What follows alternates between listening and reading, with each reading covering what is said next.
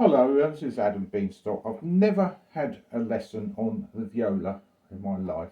I've had a lesson on the violin.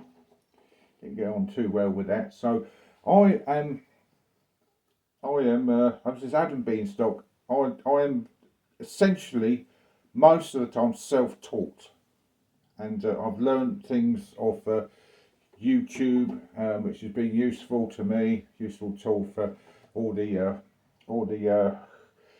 tutorials. I wish I could do them. Wish I could demonstrate how they do it, how they put it over, and same thing. But this prelude that I've been learning, the Bach prelude from the cello suite, the number one in G major. Everyone's, I was taught when I was learning the violin to keep my fingers down. In different finger configurations. To Because I was flapping about, I was releasing the finger after each note. Well, not each note, but at certain times it wasn't appropriate. But this for this incident in the prelude, I think you need to do the opposite. I think you need to know the time to release the fingers, because it's the resonance of the open string to start off.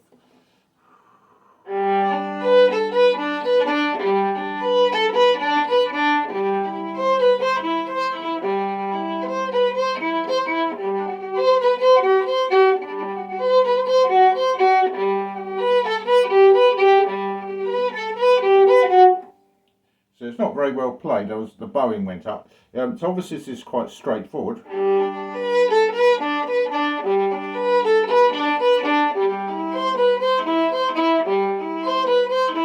Lift them up there as you're doing that G, then put them quickly down again. And it makes all the difference that E string really, that the G string rings out, because it's that bass note.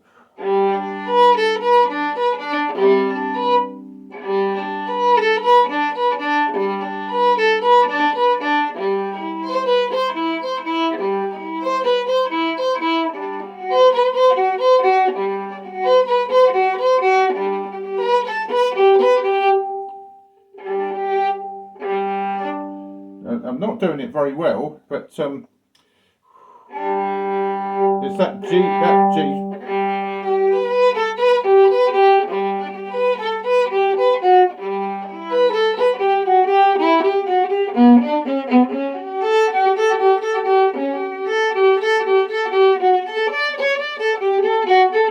And the bows are muddled up for some reason. But when you're doing that crossing string, when you're going into half position there, I think you've got to keep your hand clear of that A string open there, but I think you've got to keep the fingers down there. That's where thing. But here, lift the fingers off.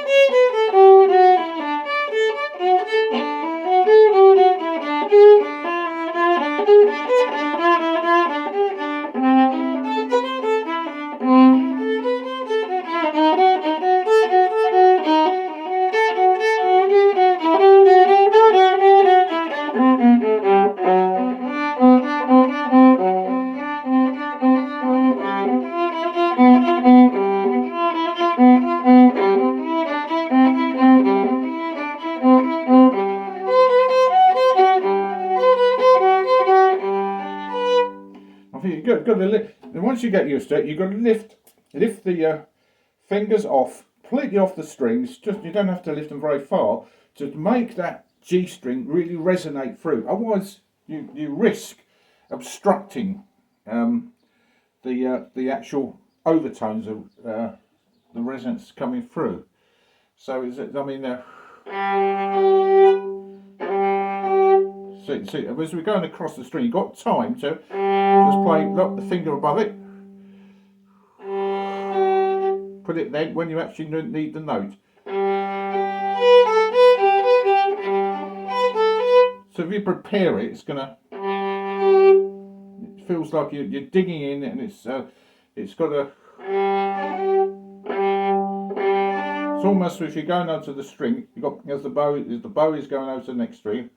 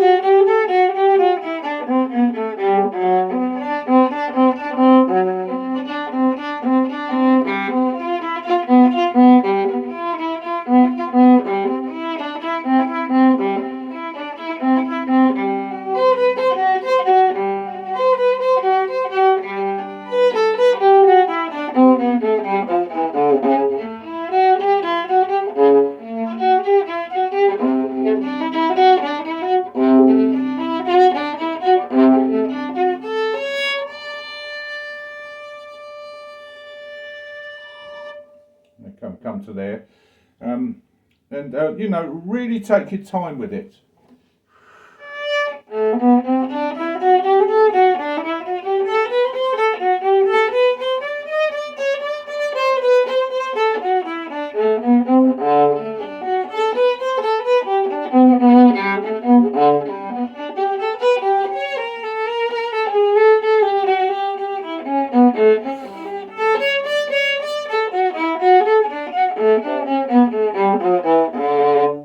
You're playing on here. Why not hold that? Let that bottom D really ring out.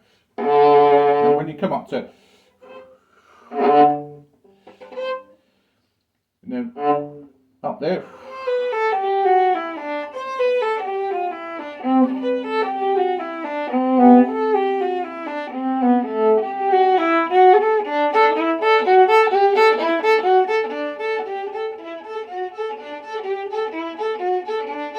Etc.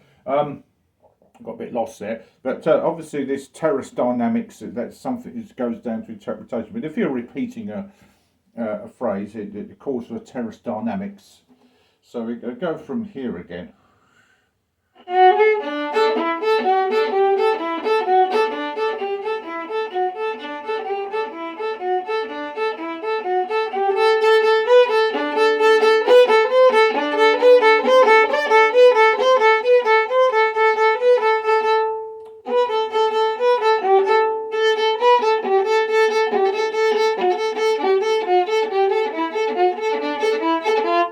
Somehow I'll do the bowing the other way around there. So it's just that you see. So that's an incident of exploring that open string, the A.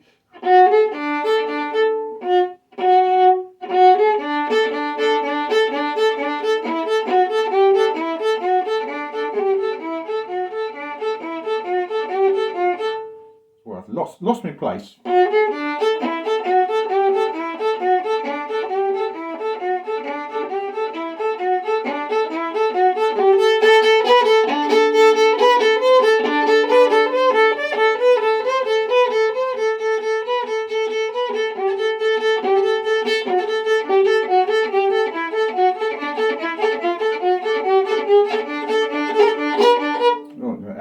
It's a mess there, isn't it? It's because it's the bow arm here. But go from the. Oh, so this is getting a bit boring for.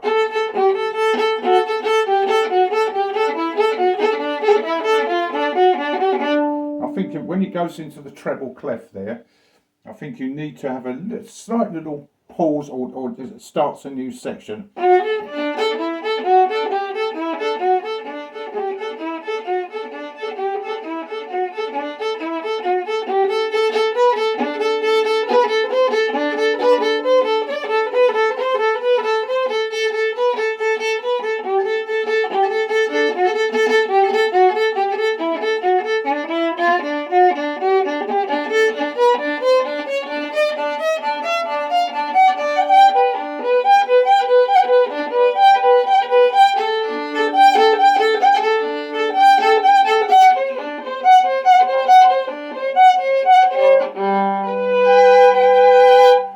goes into that upper octave there.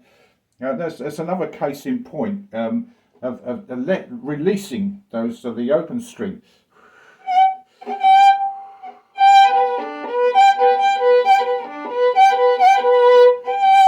It really makes it ring out more. And that top note, to make it ring, I don't know if the upper register of the viola is not going up or high on that A string. It's almost like it doesn't really want to. It's an unwilling partner going up high, isn't it?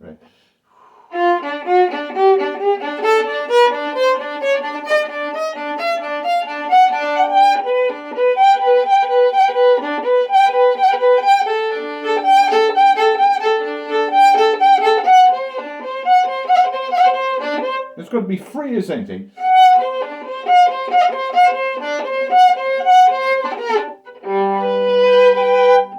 Yeah, whoops, the hands were slipping. But yeah, as I go on to.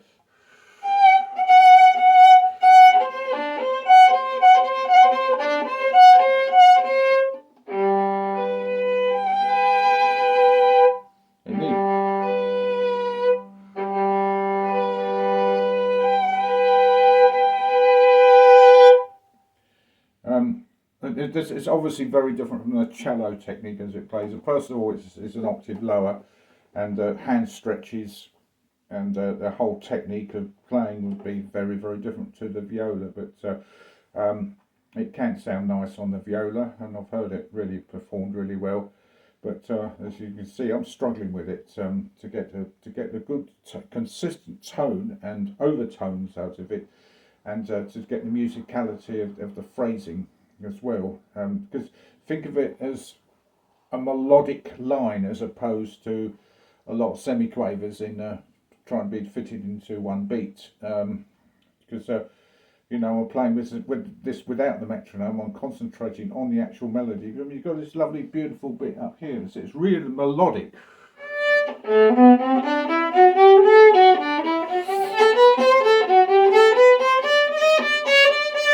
Not very good, not very well played.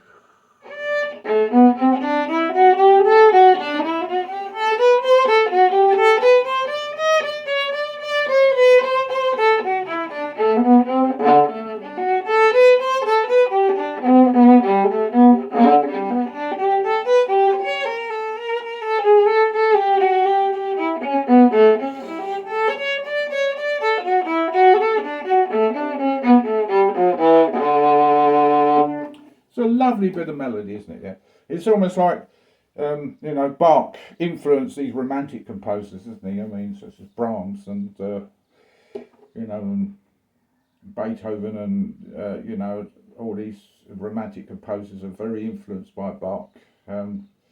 So name a few. Mendelssohn obviously revived Bach 100 years after he'd been forgotten about, but now he's the Shakespeare of music, isn't he? You know, of all music, I would say. It doesn't matter what genre of music you're playing. You know, it's very, very prominent in jazz music and improvisation, because it does lend itself to interpretation and improvisation.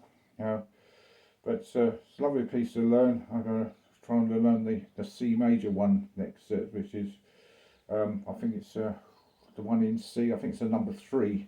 That's the number 1 of the cello suite. So I'll leave you with that for now.